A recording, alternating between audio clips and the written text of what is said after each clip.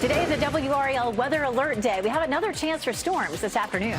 I'll show you which part of the viewing area is most at risk and what time the storms arrive. North Raleigh development. City leaders could rezone a busy part of the area to add more housing. Why neighbors say traffic and safety for a nearby school are big concerns. Raising a stink. Wake County leaders say that the South Wake landfill in Apex is running out of space. The future of the area and why neighbors are demanding action. We are following those stories and more, plus a look at your morning commute. WRAL News at 8 starts in about 30 seconds. At Leith Honda in Raleigh and Auto Park Honda in Cary, we make your buying process easy. And with every new car purchase, you'll enjoy complimentary oil changes and exceptional service. It's no wonder we've earned so many 5-star reviews. You'll also get peace of mind pricing with every used vehicle, and if it's not the perfect fit, no problem. Bring it back within 3 days for an easy exchange. Visit our showroom at Auto Park Honda in Cary or Leith Honda in Raleigh. It's easier here. Your number one source for local news. This is WRAL, coverage you can count on. Good morning. The time is 8 a.m. here on your Tuesday. We have a lot to get into here today. Thanks for joining us. I'm Laura Levine. And I'm Ken Smith, not the least of which is some severe weather that could be moving in later on. Let's get over to meteorologist Elizabeth Gardner, the WRAL Severe Weather Center, tracking it all for us. Yes, it is a WRAL weather alert day. And just like yesterday, wind damage will be our biggest threat today. East of I-95, a small chance for tornadoes and some small chances for some large hail as well. It's actually the same cold front that we saw yesterday. Yesterday it was hanging around the mountains and it sent a line of strong thunderstorms our way yesterday evening. Well, now the front itself crosses the area and it's moving along pretty quickly. So we'll likely end up with our first chance for some showers as early as around 11 a.m. That's going to be 12. This is the brand new run of the computer model. And here it's a little bit slower than what we saw with the previous run, but generally expect this right around lunchtime. As it moves eastward, it gets more well defined and stronger. As it moves away from our viewing area, there'll be a greater chance that there could be a few isolated tornadoes. Maybe a few cells rotating even behind that main line, but those are not likely to be severe. Our level 2 risk for severe storms from Goldsboro to Wilson up toward Roanoke Rapids, that's where we'd have the best chance of some severe straight line winds. And from Fayetteville to Raleigh to Goldsboro, we couldn't rule out maybe 1 or 2. In Raleigh right now, we're looking at partly cloudy skies. It's a warm and sticky start, 78, and our dew point's way up at 72, so it feels really sticky. Because the rain starts earlier today, our temperatures should be cooler with a high of 88, and we have more rain on the way after a dry day Wednesday and Thursday. We'll talk about our chances through the weekend. Ken? Elizabeth, happening now with the WRAL Traffic Center. Let's take a spin around the Beltline, shall we? Because we're picking up some heavy congestion on the northern and southern loop. So let's start with the southern loop of the Beltline, I-40, Lake Wheeler Road. You can see the westbound lanes moving away from us this morning. And if this is part of your morning commute, here's what you're looking at between the 440, I-40 interchange all the way over to US 1. You're looking at a 6-minute delay. But really, once you get past the Gorman Street exit, it's really clear sailing all the way over to Cary.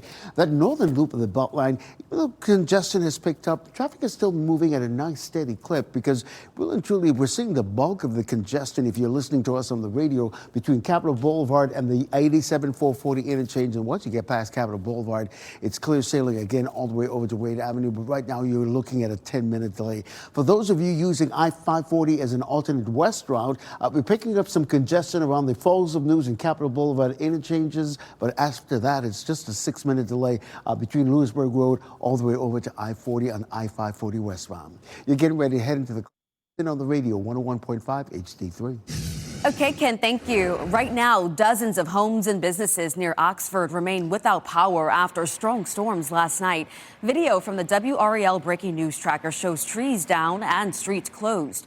At the outage's peak, more than 1,000 customers were without power.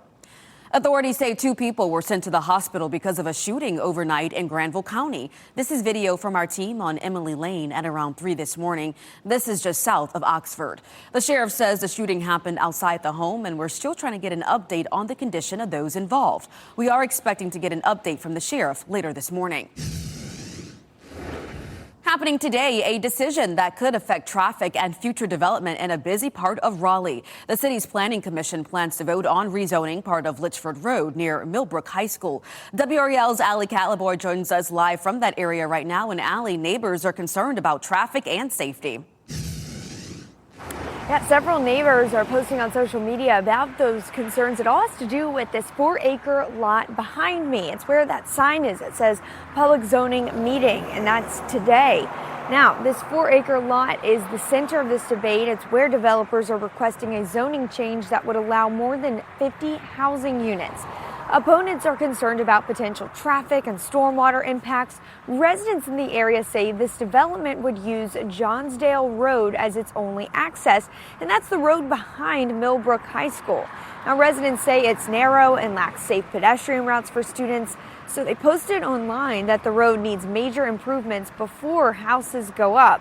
Raleigh's Planning Commission previously denied this request, and then City Council deferred it back under new conditions. The Planning Commission is set to meet at 9 this morning. Reporting live in Raleigh, Ali Kadhabar, WRAL News. There will be another downtown Raleigh celebration for the Carolina Hurricanes today, but this time it's on a smaller scale. A group from the team is expected to bring the Stanley Cup to the state legislature today. Lawmakers in the House and Senate are expected to honor the team this afternoon during the brief sessions. This comes just days after an estimated 180,000 people packed downtown Raleigh to celebrate your Carolina Hurricanes. Commissioners in Durham County have approved new rules to make future development moratoriums easier. The decision comes as communities across the state debate the benefits and impacts of data center growth. So now this does not create a data center moratorium in Durham County. However, it does make it easier for local governments to approve one. Both outside and inside last night's commissioners meeting, people shared their thoughts on data centers and the importance of listening to community feedback. We're here to fight against big tech, dirty real estate, and dirty energy. All three of these industries come together, are profiting off toxic data centers at all of our expense, and we're here to say no more. I want to see our leaders in our community really demonstrating that they care for the people of the community, and part of that is really giving us the time. So this vote comes just days after the Durham City Council approved a 12-month pause on new data centers and cryptocurrency mining. WRAL has covered several towns and counties that have done the same. You can find a full breakdown on WRAL.com. In Wendell, the Board of Commissioners voting to rezone a piece of historic property. The Hood Anderson Farm has been in Wendell since the 1830s and is on the National Register of Historic Places. Now, previously, a developer wanted to turn the last parcel of land from the farm into a wedding venue. The town's planning board rejected that request earlier this year. Now, the developer scrapped the initial plan and is now putting forth a new proposal to restore the old buildings and add commercial buildings to the area. The new proposal passed last night 3-2.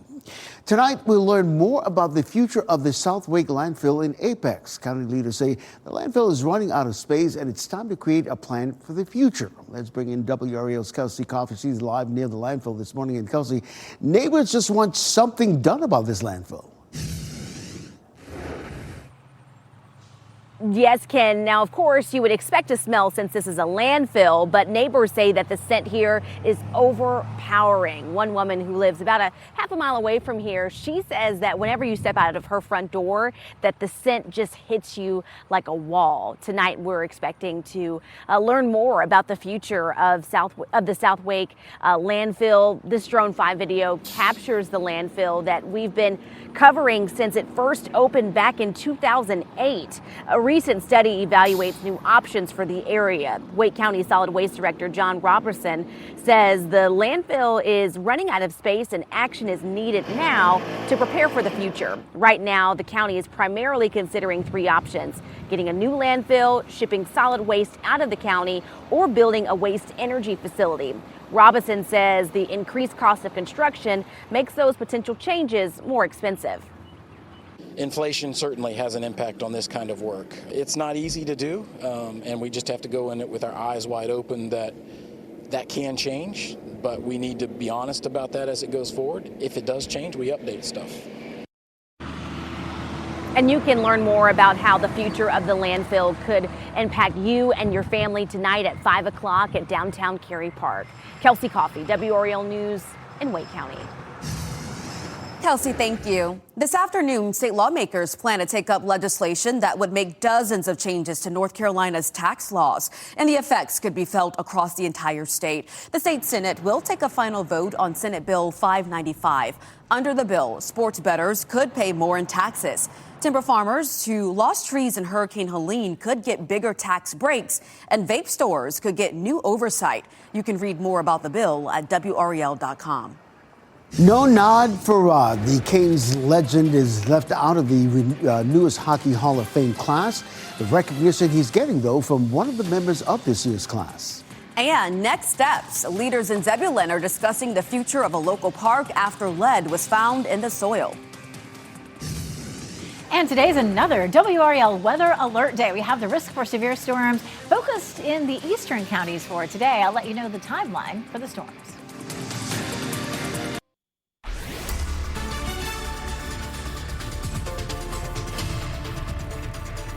8:13, here comes our cold front. It was parked in the mountains yesterday, and it did produce some thunderstorms that came close to the triangle. We definitely had some severe storms in part of our viewing area. We'll look at that coming up. It's now going to focus on the eastern part of our viewing area. So starting around 11 or 12, we're going to see a line of storms develop and move eastward, which will become more and more intense as it travels eastward toward the coast. So along and east of I-95 is where we'll have the best chance of wind damage, even an isolated tornado. However, our risk for that's fairly low for today.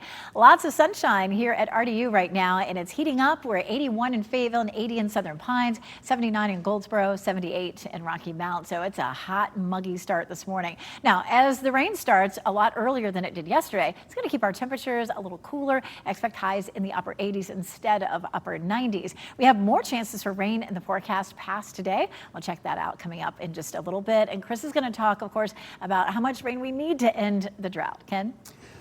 All right, Elizabeth, happening now in the WRAL Traffic Center. I want to give you a look at what you can expect in terms of our major routes. Let's start with those of you heading into the Raleigh-Ray County area. Right now, you're looking at a 7-minute delay coming in from Wake Forest, but all the other major routes are relatively delay-free at this hour. Over in Durham, just a 4-minute delay if you're starting on I-885 in and out of Durham this morning, 4-minute delay in either direction. As for other major routes heading into Durham, very little to no delays. We're picking up about a 3-minute delay if you're coming in from Chapel Hill around the Highway 55 interchange. But here, that's Southern Loop of the Beltline, more bumper-to-bumper traffic on I-40 and Lake Wheeler Road. Chris Levingood here in the WRAL Live Center with an update from President Donald Trump. He shared on his Truth Social account this post here, but I highlighted the part that's relevant to this moment I'm on TV. He says that Iran has, quote, fully and completely agreed to nuclear inspections. And he made this comment after Iran's leadership actually denied making a concession as part of an effort to end this war. Vice President J.D. Vance said yesterday that Iran and the U.S. have, quote, laid a very good foundation for a successful final deal. Specifically, Vance said Iran agreed to have a UN watchdog inspect Iranian nuclear sites that the U.S. hit with airstrikes just last year. We'll, of course, be watching this closely to see what is happening because the president says one thing, Iran's leadership saying another, but the ultimate thing is we're trying to figure out when exactly this war will come to an end. Okay, Chris, thank you. Firefighters in California are now making progress in this massive warehouse fire that has been burning for nearly a week now. The LA fire chief says he expects firefighters to remain at the cold, flood, and food storage facility for the next few days. So the fire broke out at the 500,000 square foot facility last Wednesday. Authorities are still trying to find out what started the fire. They haven't been able to get inside it just yet. An air quality alert was extended yesterday in LA. A state of emergency has also been declared. A major bill addressing housing affordability is one step closer to becoming reality. The U.S. Senate has approved the 21st Century Road to Housing Act, and the House plans to vote on it soon. The bill focuses on increasing supply, lowering costs, and stopping private equity from purchasing single-family homes. President Donald Trump has previously signaled that he plans to sign it into law. Well, Brind'Amour will need to wait for his Hall of Fame induction a little while longer. He was not included in this year's class. Brind'Amour is eligible for the Hall of Fame, and he's been so for 14 years. He scored more than 150 goals in his career and was the Canes captain when they won their first Stanley Cup back in 2006. Now, he coached the team another Stanley Cup win this year, of course. These are reasons many felt this was his year. Still, though, he received praise from members of this current class. You knew what you're going to get every single time you played against him. You had to dig in. I mean, he was the ultimate. Hats off to him, and he'll be here. There's no doubt in my mind as a player and as a builder.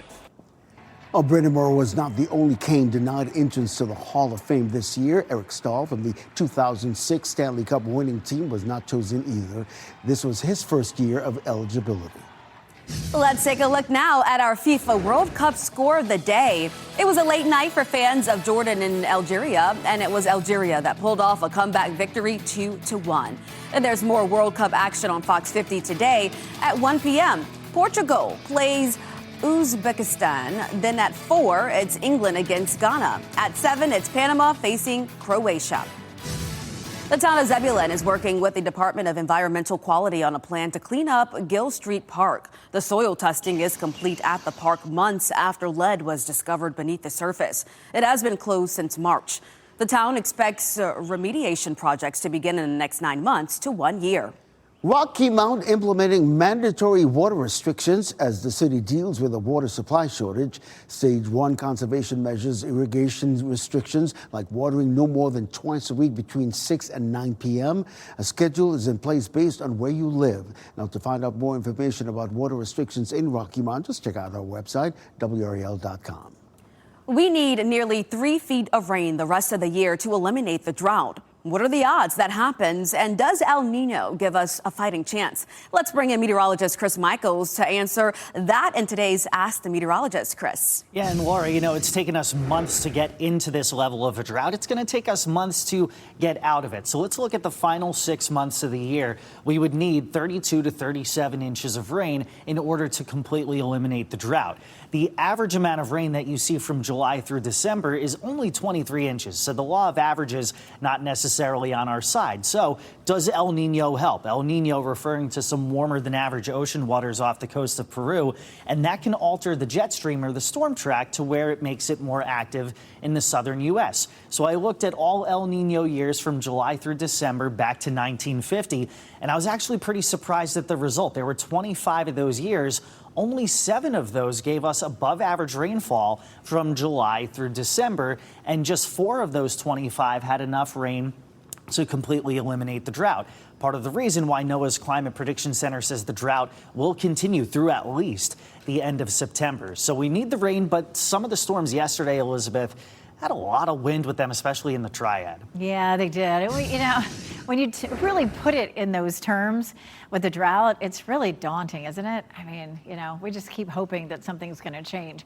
All right, we have our cold front. And yesterday, that cold front was parked over the mountains. And today, it is pushing farther east. It did send a line of strong storms, especially through the Triad and some of our western counties as well. And it created quite the scene here in Burlington. Take a look at this. It almost looks like somebody rolled the tape, rolled the video the opposite way. That's kind of trendy on social media right now. But how in the world did this carport fly across this building, land, and then just neatly drop right on the truck as if that's where it always belonged? So kind of crazy video there. Let's jump ahead and talk about what the front will do as it continues to push eastward. We're going to see the chance of some showers and thunderstorms by the time we get to lunchtime and into the early part of the afternoon.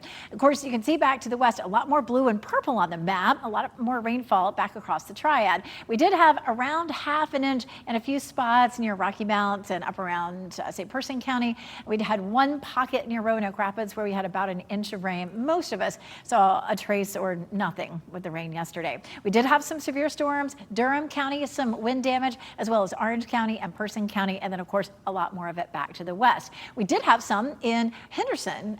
Maria Sampson sent us this photo of a huge tree down in her yard.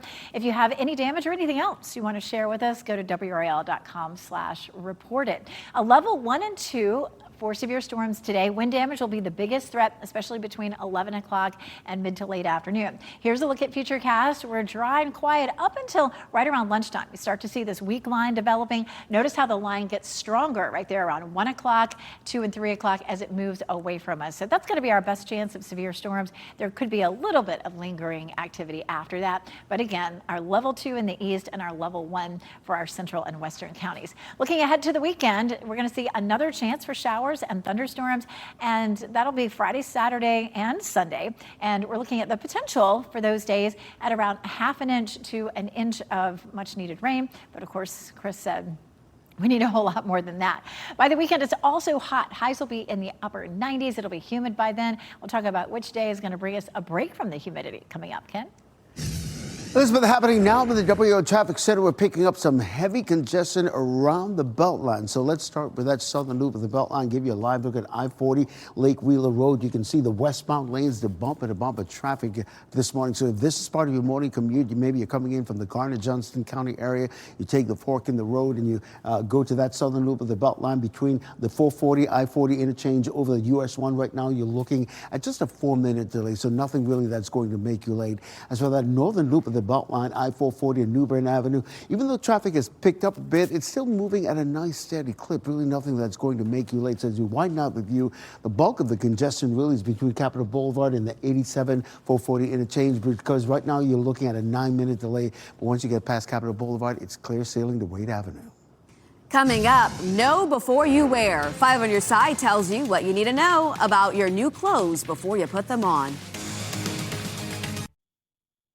Stay safe with the latest WRAL Weather Alert Day info. Get up to the minute weather and traffic conditions when you get in your car. In Raleigh on 99.3 FM, in Durham 96.5 FM, and everywhere on 101.5 HD3.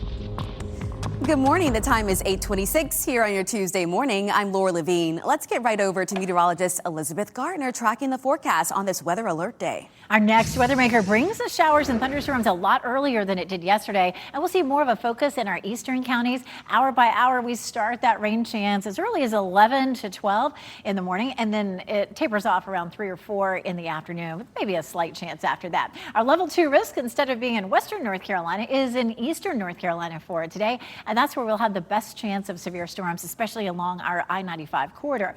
Bright skies right now. We're seeing temperatures already in the upper 70s to low 80s. But with an early onset of rain, highs should stay in the upper 80s this afternoon. Ken? Well, Elizabeth, the good news is it's a dry commute so far, but if you're on that southern loop of the Beltline, it's also congested as well. I-40 Lake Wheeler Road, these are the westbound lanes moving away from us this morning. So keep this in mind if this is part of your morning commute between I-440 and I-40 interchange to US 1. Right now, you're just looking at a 3-minute delay, so that's nothing that's going to make you late. Coming up at the bottom of the hour, take a look at some other major routes and let you know if I'm picking up any major delays coming up. This morning, authorities in Granville County are investigating after 2 people were shot outside a home. This is video from the WRAL breaking news tracker on Emily Lane. That's off of Fairpoint Road, south of Oxford. We're working to get an update on the condition of the victims. Today, the Raleigh Planning Commission will discuss rezoning property off Litchford Road near Millbrook High School. Developers are requesting the zoning change to allow more than 550, housing units in a 4-acre lot. Some residents are against the development, and that meeting starts in 30 minutes. Coming up next on Fox 50, the future of the South Wake landfill in Apex. Today's a WRAL Weather Alert Day. We have another chance for storms this afternoon. I'll show you which part of the viewing area is most at risk and what time the storms arrive. North Raleigh development. City leaders could rezone a busy part of the area to add more housing. Why neighbors say traffic and safety for a nearby school are big concerns. Raising a stink. Wake County leaders say that the South Wake landfill in Apex is running out of space. The future of the area and why neighbors are demanding action.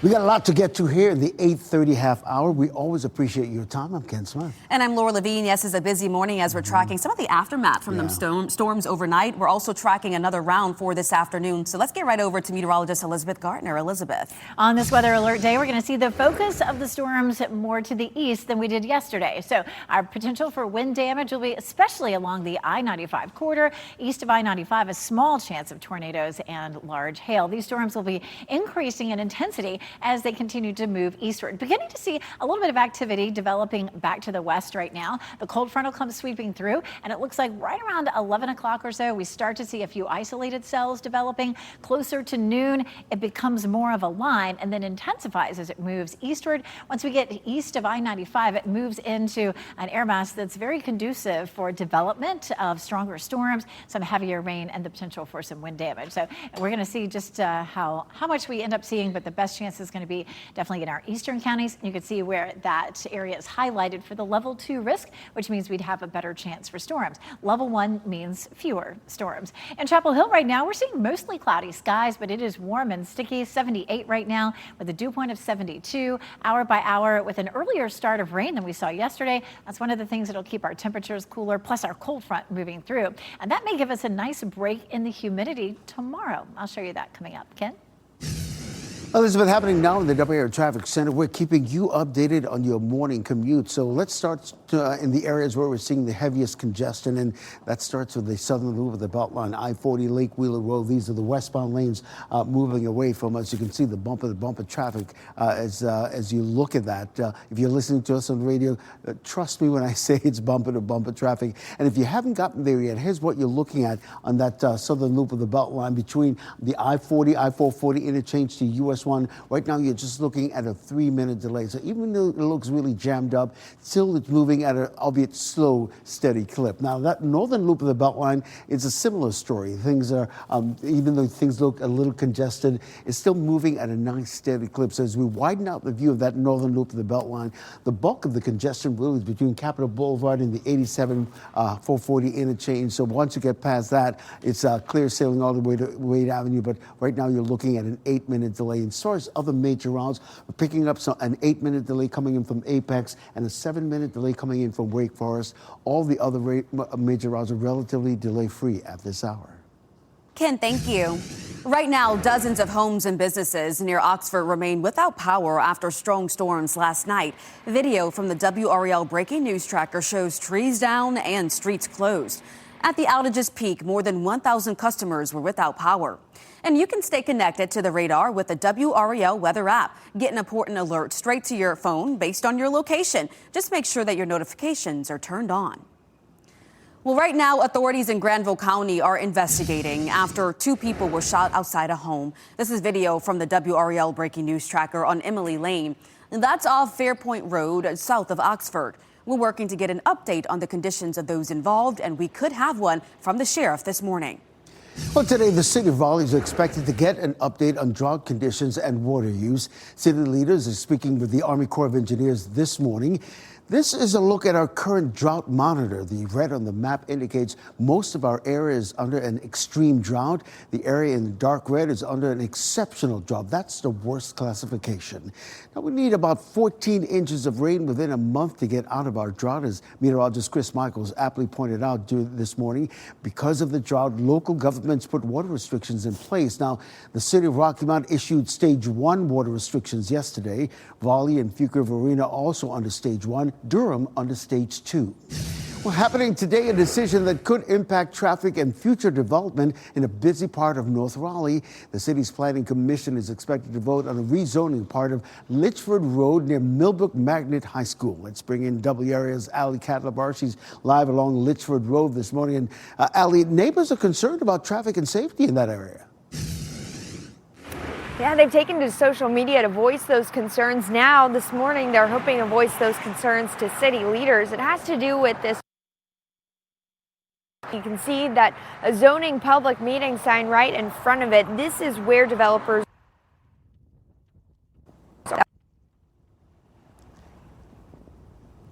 And Ali was just saying developers are requesting a zoning change to allow for dozens of housing units on a 4-acre lot. They say that it would increase the city's housing supply. Opponents are concerned about potential traffic and stormwater impacts. Residents in the area say that this development would use Johnsdale Road as its only access. The road is behind Millbrook High School. Residents say it lacks safe pedestrian routes for students. Neighbors posted online that the road needs major improvements before more houses go up.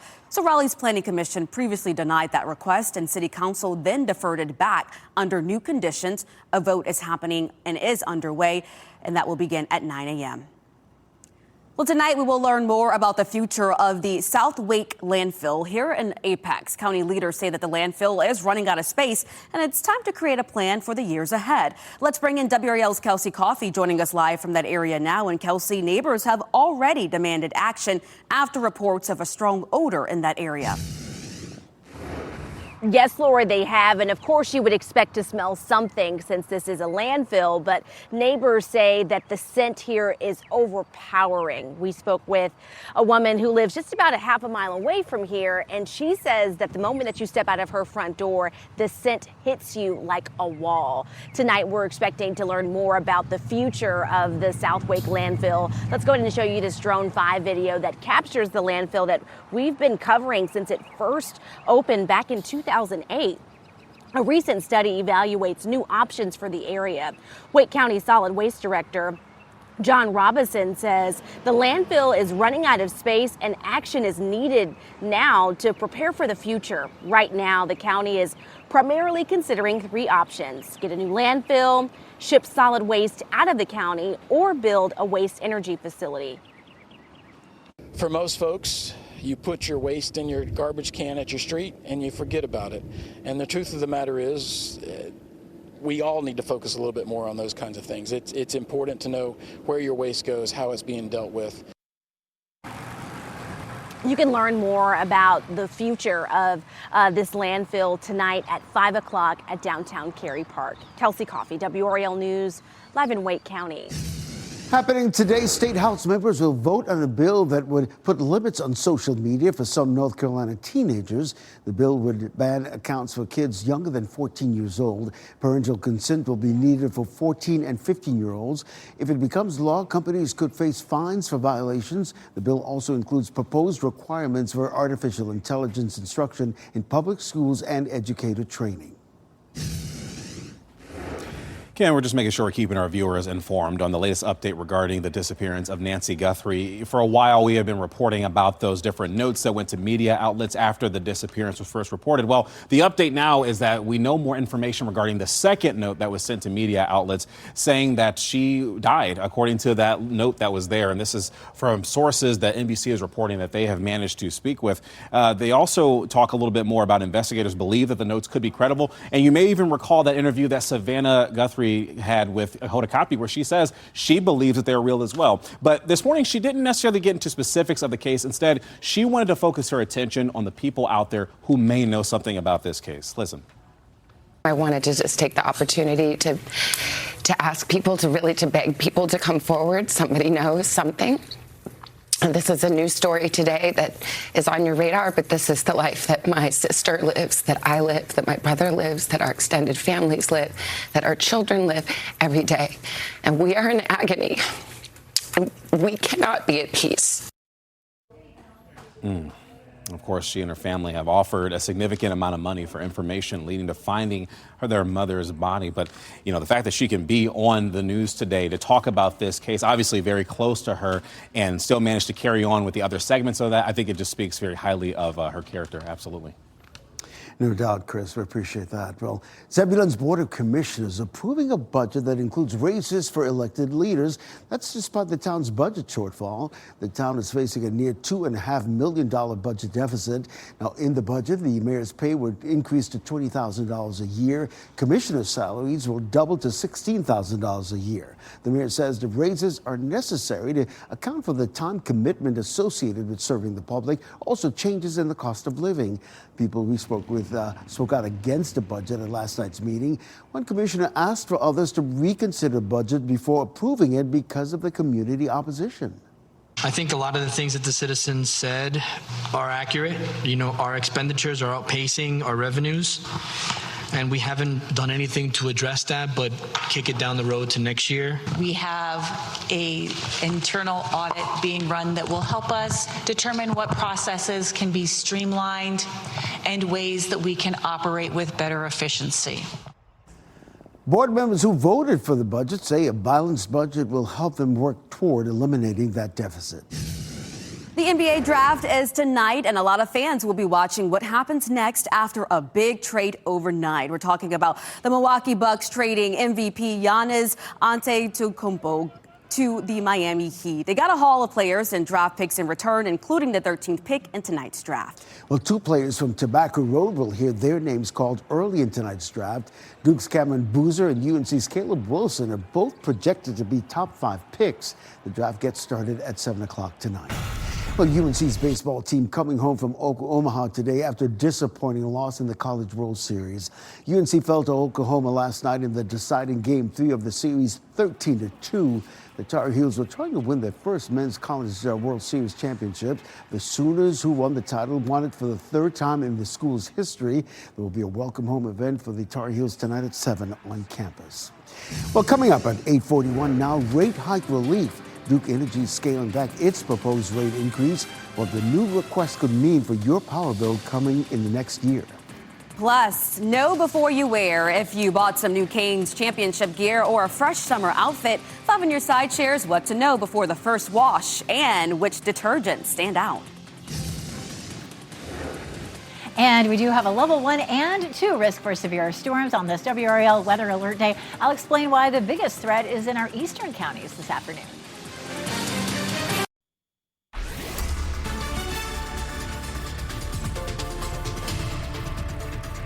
8:45 following this cold front, which is our next weather maker. Starting to see a little bit of light rain popping up. We'll get a closer look on dual Doppler 5000 radar in just a second. As this front moves through, it's going to bring us a chance for scattered storms as early as around 11 a.m. and really starting to taper off by 5 o'clock. But the main band will come through first and then a few showers behind it. Instead of the focus being, say, from Raleigh westward, it's going to be from Raleigh eastward for it today with a better chance of strong to severe thunderstorms as that line pushes eastward. We take a look at what's happening outside right now. We do have a hazy day out there with a few puffy clouds. Temperatures starting to climb into the 80s in Fayetteville and Goldsboro, 80 degrees in Southern Pines, upper 70s, Raleigh, Durham, Rocky Mount, and Wilson. Dog walking forecast, it's really sticky and muggy. With an earlier start to the rain, our temperatures should be noticeably cooler than yesterday in the upper 80s. Ken? Elizabeth, happening now in the WRAL Traffic Center, taking a look at what you can expect around the triangle as you get ready to head out the door. If you're heading to the Raleigh area, here's what we're looking at in terms of what you can expect. We're picking up a 9-minute delay coming in out of Apex, a 7-minute delay if you're coming in out of Wake Forest, but all the other major routes are relatively delay-free at this hour, coming in on East on I-40 and also I-87. And here is a live look at I-40 and Lake Wheeler Road. The westbound lanes moving away from us. You're looking at a 5 to 6 minute delay. Ken, thank you. Well, if you're buying new Canes championship gear or planning for your next big summer outfit, 5 on your side's Alex Littlehell shares what you need to know before washing your new purchase and what laundry detergents stand out from the rest. Even if new clothes look clean, Consumer Reports says they should always be washed before you wear them. It might seem unnecessary to wash all the new clothes you buy, but there are really good reasons to do it. For example, chemicals from the manufacturing and finishing process can still be on the fabric, and for someone with sensitive skin, that can cause irritation. And babies can be even more vulnerable. Their skin is thinner and more absorbent than adults, making them more sensitive to chemicals that may still be lingering in brand new clothing. So you're not just wearing a new outfit, you're wearing everything it picked up along the way. Many clothes travel thousands of miles before reaching you, from factories, warehouses, shipping containers, and store shelves, where they are unpacked, handled, and even tried on by other shoppers. Along the way, your new clothing may collect dust, dirt, bacteria, and even insects before ending up in your closet. So what's the safest way to wash new clothes? Consumer Reports laundry expert Richard Handel has a few key tips. Wash clothes with similar colors together. Some brightly colored garments can bleed or fade during the first wash. Washing in cold or cool water and the gentle cycle can minimize that and also reduce the risk of shrinking. And then I also use a special detergent to make sure that I'm not having a reaction. 2 top tested picks for gentle detergent from Consumer Reports: Persil Free and Sensitive and Costco's Kirkland Signature Ultra Clean, Free and Clear. And before tossing anything in the washer, check the care label. Following those instructions can help your clothes last longer. Alex Littlehales, 5 on your side. Well, the city of Rocky Mount passing a new budget as it faces a deficit. The budget includes a property tax rate hike of 14.5%. That's 69 cents per $100 of value. Vehicle fees will also go up to $30. We've reported extensively on the crisis facing that city, which is tens of millions of dollars in the red. Back in March, the city raised water and sewer rates to try to fill that budget gap. Duke Energy is scaling back plans to raise rates. The company is now asking for an 11.5% hike. Initially, it was asking for an 18% increase. If approved, the increase takes effect next year. North Carolina Governor Josh Stein signed a sweeping agriculture bill into law. The Farm Act lowers penalties for illegal shrimping and increases penalties for stealing crops, among other things. The bill had been hung up in the General Assembly for months as lawmakers squabbled over a proposal to ban raw milk. That proposal was taken out of the bill. Looking ahead, late NBA star Jason Collins will be honored at the ESPY Awards next month. Collins will receive the Arthur Ashe Award for Courage. His brother will accept it on his behalf. Back in 2013, Collins became the first openly gay active player in one of the 4 major pro sports leagues. He retired from the sport the very next year and went on to advocate for gay rights. Collins died of brain cancer in May at the age of 47. Well, Raleigh police estimates more than 180,000 people packed the streets Saturday to celebrate the Carolina Hurricane Stanley Cup victory. Earlier estimates put that figure around 150,000. WRAL made sure to give viewers at home all the different angles as the parade made its way down Hillsborough and Fayetteville streets. A rally was held afterward at City Plaza. 180K. Well, strong winds from storms last night in Kernersville, 15 minutes east of Winston-Salem, is something that we've been tracking, Elizabeth, and watching. Yeah, absolutely. We had a lot of severe storms in the western part of our viewing area. This is our next weather maker, this cold front, and it is, of course, starting to produce a few showers a little closer to us. Here's a video of what we saw in Kernersville, and you can see these winds. These winds are gusting over 60 miles per hour, but a number of severe storms rolling through there. A lot of trees down with some wind damage and some power outages as well. Let's take a look at that weather maker again, and we'll check out its progress eastward. Just now, beginning to see a few light showers showing up along this front, and you can see that just to the west of our viewing area, a little bit of light patchy rain there in Chatham County, which of course is in our viewing area, and a little bit there in Moore County. So we're going to see some light showers to start with, and then the rain should start to build, and we'll see some thunderstorms developing. Wind damage will be our biggest threat today, just like it was yesterday, and the storms could start as early as 11 a.m. and last into the middle of the afternoon. Here's a look at Futurecasters 10 a.m. We push it ahead to 11 and just beginning to see a few storms developing between 11 and noon. As those push eastward, you can see the line really intensifies, especially as it moves out of our viewing area closer to the coast. That's where we're more likely to have some of the stronger storms with a chance for some isolated tornadoes. So our level 2 risk, which is where some of the severe weather could be more concentrated, and that would be from Wayne County through Wilson all the way up toward the Virginia line, and then Roxborough, Raleigh, Fayetteville, Clinton, and a lesser chance for severe storms. It is sunny, it's warm, it's windy out there. Take a look at Franklinton, all ready for the 4th of July. Flags everywhere, looking absolutely beautiful. It is a very warm and sticky start to the day. 72 is our dew point and 78 is our temperature. With the chance for rain starting fairly early today, that should help to keep our temperatures cooler than yesterday, upper 80s to low 90s. But a lot of humidity remains today. You can see the green shaded area. That's where it's humid. But behind our front, high pressure builds southward, and that's going to bring us some nice dry air. So a brief break in humidity on Wednesday. It starts to reappear again Thursday, Friday, Saturday, and into the weekend. So if you have something you really want to do outside, get out and do it tomorrow. We'll see a high of 90, and then our temperatures really climb as we get into the weekend. We also have a chance for showers and storms again Friday, Saturday, and Sunday. Laura? Elizabeth, thank you. And before we go to break, here is a look at the winning lottery numbers, and we'll have another check on weather and traffic coming up next.